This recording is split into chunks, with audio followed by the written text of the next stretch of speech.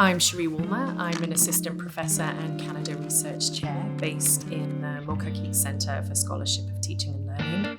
My teaching tip is using free writing in my first year classes that helps students reflect on how they are developing as undergraduate researchers. Free writing is a technique originally developed by somebody called Peter Elbow, really used to help people develop as writers. So free writing as a process, it has a couple of mechanisms. Ideally, it's with pen and paper.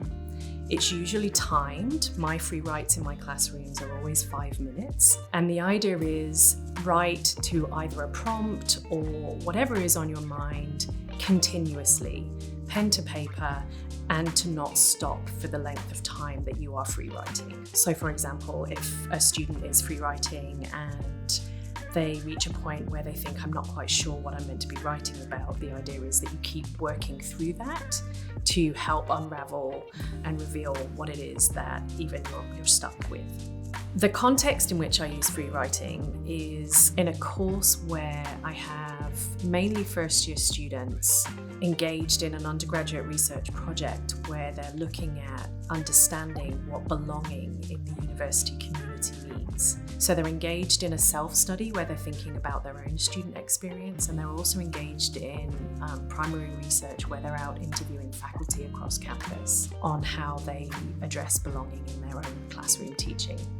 The idea is to give students a space in free writing to not self-censor.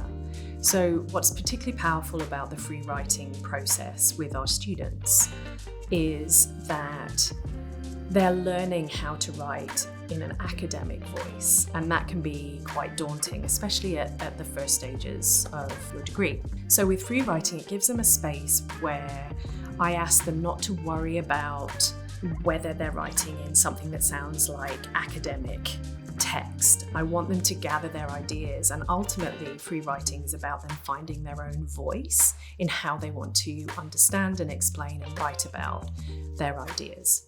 So it's very easy, because it's a short amount of time and the directions are quite straightforward really, to introduce it and to adapt it to whatever purpose you want students to use the free writing for. The important thing is to signal to students that it is their writing, that it is part of a thinking creative process, and that it's not going to be assessed, it's not going to be shared unless they want it to. So this idea that they have ownership over their writing is really important when using this technique too.